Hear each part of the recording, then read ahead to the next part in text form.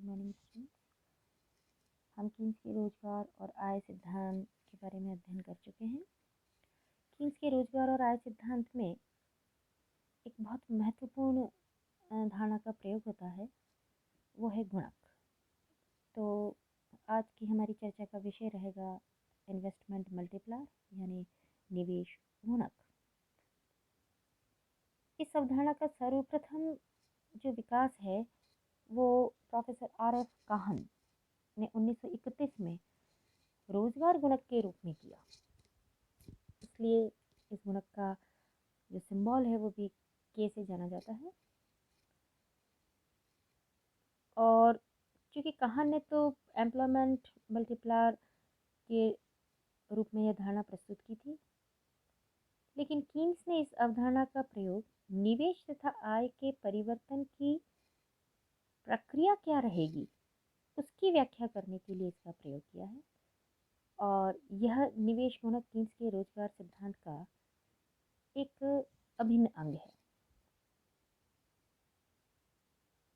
तो हमें अपने सिलेबस के अकॉर्डिंग इन्वेस्टमेंट मल्टीप्लायर पढ़ना है यानी निवेश गुणक पढ़ना है। और यह निवेश गुणक अवधारणा किसने दी है?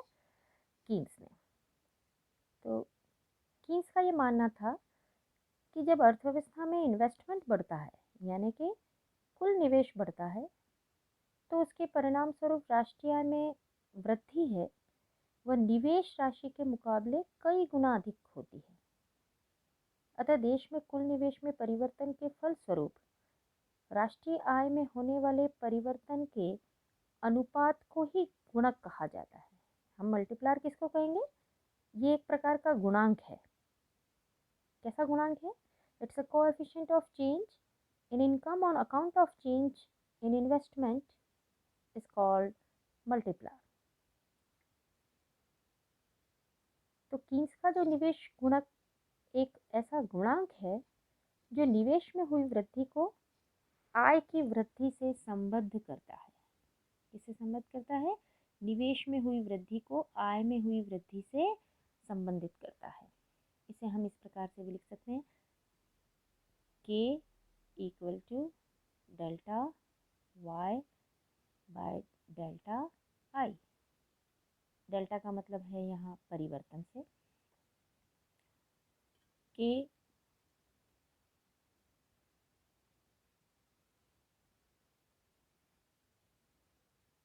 निवेश में परिवर्तन के फलस्वरूप, बच्चों ये डेल्टा है, आय में होने वाला परिवर्तन, इसके अनुपात को, इसके गुणांक को ही क्या कहा जाता है?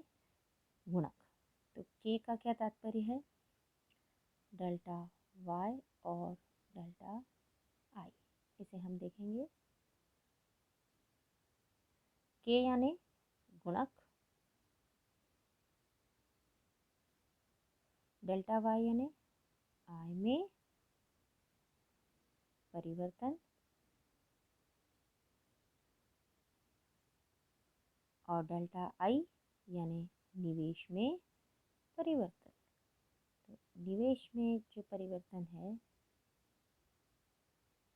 उसके कारण आय में होने वाले परिवर्तन को और उसके अनुपात को यानी गुणांक को हम क्या कहेंगे? K यानी गुणक। तो आप ध्यान देंगे कि ये एक प्रकार का गुणांक है और इस गुणांक को ही गुणक डेल्टा Y, डेल्टा I यानी निवेश में परिवर्तन, निवेश में परिवर्तन के कारण आय में जो परिवर्तन हो रहा है उस गुणांक को ही कहा जाएगा गुणक। तो जो K है, मान लीजिए कि कुल निवेश में 100 करोड़ रुपए की वृद्धि हो रही है और 100 करोड़ की निवेश में वृद्धि से आय में 400 करोड़ रुपए की वृद्धि हो जाती है। आप ध्यान देंगे कि निवेश में वृद्धि कितनी है? 100 करोड़ की। तो निवेश में 100 करोड़ यानी 100 करोड़ की वृद्धि होने पर आय में कितनी वृद्धि हो गई? 400 की। तो 400 अपॉन 100 इक्वल टू 4। 4 से क्या मतलब हुआ?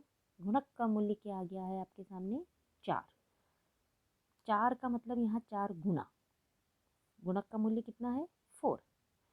अब यहाँ आप ध्यान देंगे कि कीन्स ने ये कहा है कि ये जो एक चीज़ और ध्यान देंगे आप कि ये जो डेल्टा आई है ये निवेश स्वायत्त निवेश है, यह प्रेरित निवेश नहीं है।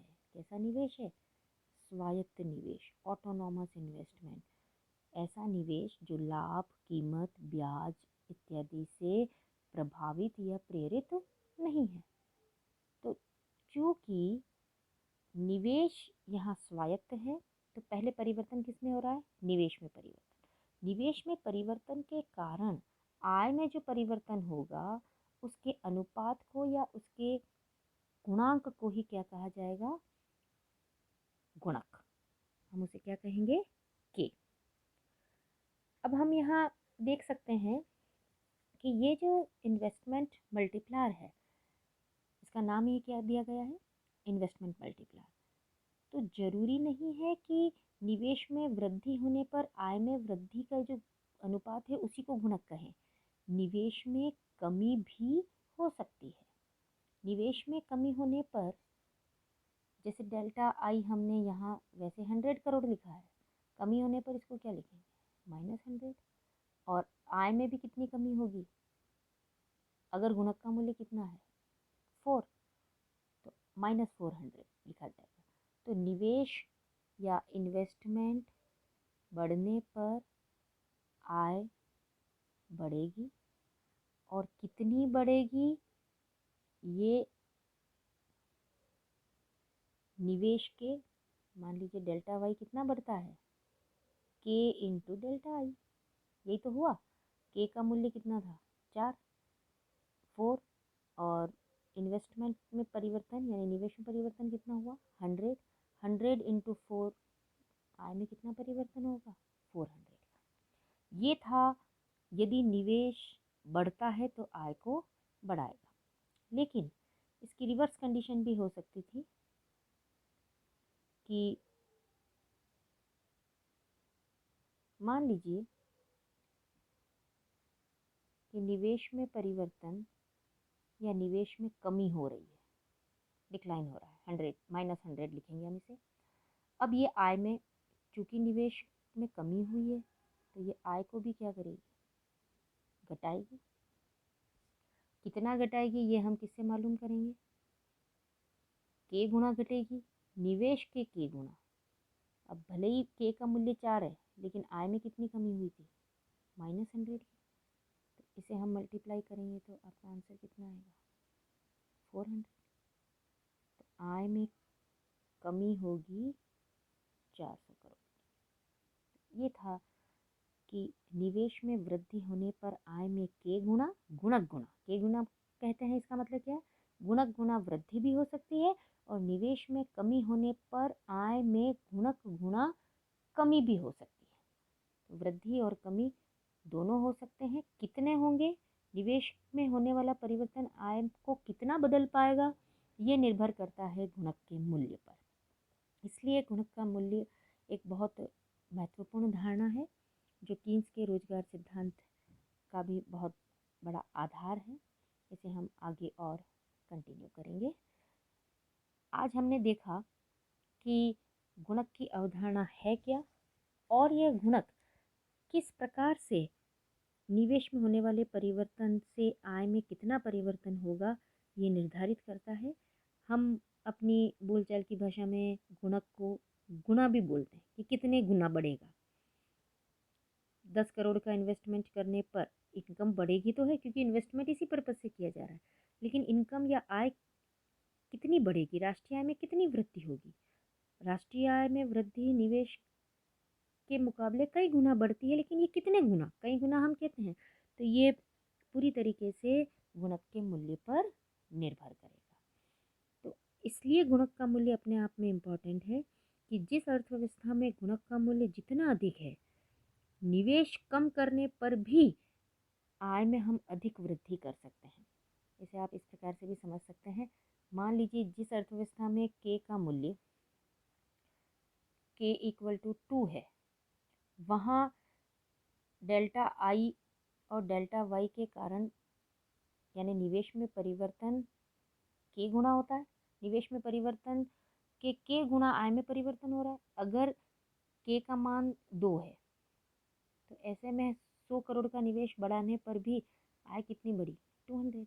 पर जिस अर्थव्यवस्था में के का मूल्य 4 है तो उसी 100 करोड़ के इन्वेस्टमेंट से, यहाँ ध्यान दीजिएगा, इसी 100 करोड़ के इन्वेस्टमेंट से